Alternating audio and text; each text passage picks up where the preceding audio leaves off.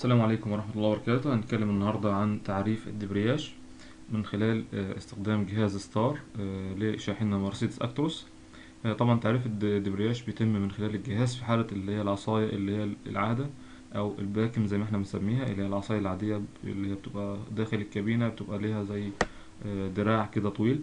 لكن العصاية الكهرباء ليها تعريف تاني أو برمجة تانية من خلال الدراع نفسه أو اليد نفسها. ده اللي حابين ننبه بس عشان نبقى عارفين الخطوات دي هتتم ايه بالظبط. بيدخل طبعا من خلال كنترول اف ار، بضغط على كنترول اف ار وادوس انتر او اف 3. ومن داخل كنترول اف ار بختار حاجه اسمها كنترول يونت ادابتيشن، بدوس عليها وبدوس اف 3، واختار بعدين حاجه اسمها ليرنينج بروسيسز اللي هي التعريفات، بعدين دوس اف 3 او انتر، بعدين اف 2. اختار حاجه اسمها ايه، ريليرن كلاتش ترافل. ريليرن كلاتش ترافل ده اللي هو الخاص بتعريف الدبرياج، بعدين اف 3 او انتر. بيحمل طبعا شويه. بيديني اختيارين كده، اختيار فوق بيقول لي learning process after replacing clutch، وهنا without replacing clutch ring or if current تمام. يعني هنا بيقول لي في حالة ان انت غيرت الكلاتش، غيرت طقم دبرياج، وهنا في حالة ان انت ما غيرتش طقم دبرياج. في الاتنين نفس الخطوات على فكرة، يعني مفيش اي مشكلة. لكن هنا بس انا دي يفرق في الاختيار ده او ده، لو انا غيرت او ما غيرتش طقم الدبرياج. هنا مثلا لو غيرت طقم الدبرياج بختار اللي فوق، بدوس اف 3. بيديني بعض التنبيهات كده.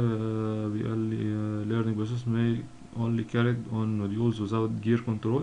بينبهني طبعا ان انت العربية بتاعتك ما يبقاش فيها كنترول كنترول جير كنترول، يعني جي اس. لو في كنترول الجي اس طبعا مش هستخدم الطريقة دي زي ما احنا قلنا. بستخدم البرمجة من خلال اليد الموجودة في العربية، او يد الغيارات نفسها برمج من خلالها في العربية بتاعتي. دي تشيك كلاتش ترانسفير تايب او كوريكت اف نيسيسري. بيقول لي اتاكد ان طبعا طقم الدبرياج اللي انت غيرته يكون هو النوع الصحيح للعربيه. بيقول لي this learning process must only be carried out if the clutch lining has been replaced. بيأكد عليا ان انت اخترت اختيار ايه، ان البرمجه دي هتتم في حاله ان انت غيرت الكلاتش، لان انا اخترت من الاختيار اللي قبله ان انا الكلاتش اتغير. بس بيقول لي بعدين كمل باف 2، او عايز ترجع تاني دوس اف 1. انا هكمل ادوس اف 2. بيقول لي دونت اوبريت كلاتش بيدال، يعني ما تدوس على دواسة الدبرياج، ما تدوس عليها. بيقول لي دونت اوبريت يعني ما تدوس على حاجة. طب ايه، بدوس اف 2 او ارجع تاني لو عايز اكنسل، دوس اف 2. هنا بقى بيقول لي ايه، اوبريت كلاتش بيدال. اوبريت يعني ادوس على دوسة الدبرياج دوسة كاملة للاخر، وبعدين ادوس اف 2. بيظهر لي اللي هو التو بارز ده، البار اللي فوق والبار اللي تحت. بيقول لي طبعا في حالة ان انت دي الكلاتش ترافل اللي هو القديم، اللي هو بتبقى في الرينج من 30 ل40، والجديد بيبقى من 60 ل70، اللي هو ايه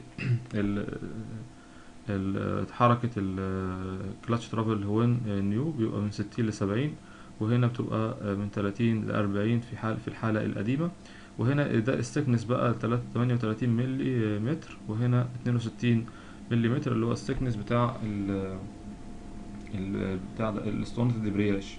تمام. ده توضيح يعني البار ده بيعبر عن ايه والبار التاني بيعبر عن ايه. مجرد ما بدوس اف 2